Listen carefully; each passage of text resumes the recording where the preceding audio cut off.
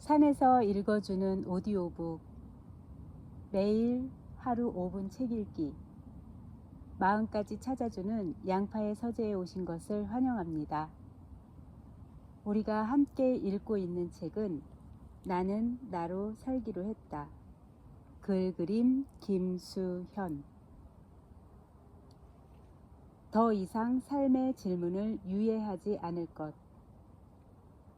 혹독한 경쟁 속에서 우리는 일단 공부하고, 일단 대학에 가고, 일단 좋은 스펙을 다지고, 일단 돈을 번다. 그렇게 아침부터 밤까지, 봄부터 겨울까지 해야 할 일에 쫓기며 어른이 됐다. 그러던 어느 날 문득 이런 이야기를 한다. 내가 좋아하는 일이 뭔지 모르겠어요.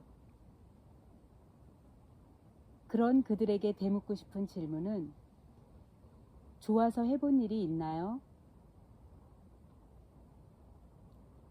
아이의 정체성과 자존감을 관찰하는 한 방송 프로그램에 주변 사람들을 잘 돕는 소위 착한 아이가 나왔다. 제작진은 아이에게 하고 싶은 일을 물었는데 아이는 엄마 심부름하기, 아빠 세차 돕기 같은 걸 답했다. 이에 남을 위한 것이 아닌 진짜 내가 좋아하는 것은 무엇인지 묻자 아이는 답하기 어려워했다.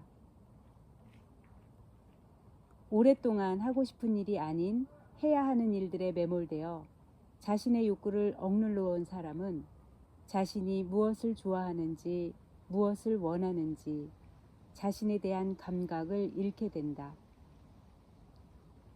자신이 원하는 삶은 영원히 발견되지 않은 채 미지의 영역으로 남게 되는 것이다.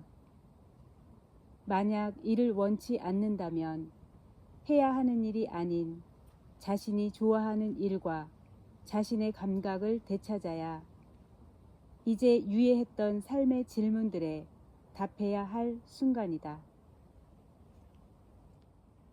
누구의 기대를 위해서도 살지 않을 것. 나는 회사를 다니지 않는다. 대단한 포부나 큰 결단이 있었던 건 아니다. 쓰고 싶은 글이 있었고 회사를 다니는 문제는 일단 책을 쓰고 나서 생각하기로 했다.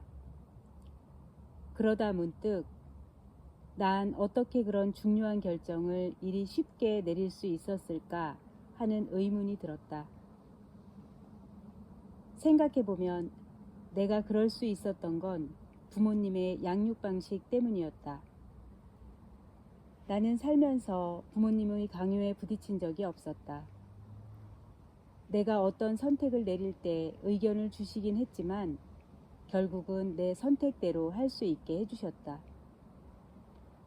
게다가 중학교 시절까지 공부는 안 하고 만화책만 본 나와 달리 언니는 전교 1, 2등을 하는 우등생이었지만 단 한 번도 언니와 비교당한 기억이 없다. 그 덕분에 나는 부모님에게 인정받지 못할까 두려워하지 않았고 스스로 결정을 내리는 것에 익숙했다. 물론 그런 내게도 부모님에게 좋은 모습을 보여드려야 한다는 부담감은 남아 있었다. 하지만 그 부담감도 잘라냈는데 부담감이 크다고 사랑까지 큰 건 아니라 생각해서였다. 20대 중반 무렵 밥을 먹다가 부모님에게 나한테는 기대를 버리고 하숙생이라 생각해요 라고 말했다. 당연 욕을 먹었으니 기껏 키워놨더니 그게 할 소리냐고 하셨다. 하지만 그 뒤로도 계속 날 하숙생으로 생각하라고 말했다. 물론 나라고 왜 수지 같은 딸이 되고 싶지 않겠는가? 가능하다면야 나도 부모님께 유자식 상팔자를 보여드리고 싶고 그게 안 된다 해도 내가 할 수 있는 최선을 다할 마음이다. 내게 가장 소중한 존재니 말이다. 하지만 내가 부담감에 짓눌려 산다고 부모님이 행복한 것도 아니고 부모님을 실망시키는 건 아닌가 안절부절 못한다 해도 안 되는 건 안 되는 거다. 우리는 그저 한 개인으로서 자신의 삶에 책임을 지고 살아갈 뿐이다.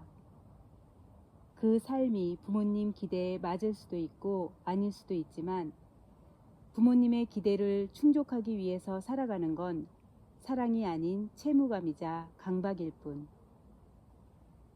내 삶을 책임지는 것이 나의 몫이라면 자식이 부모 마음대로 살 수 없다는 사실을 깨닫는 건 부모님 몫이다.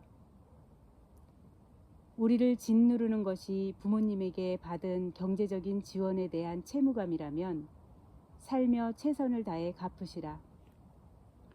하숙비를 내야 하숙생이 되는 거다. 하지만 우리 삶까지 저당 잡혀 살지는 말자. 우리가 기대에 부응하기 위해 애써야 할 유일한 존재는 나 자신뿐이다. 기승전 마이웨이.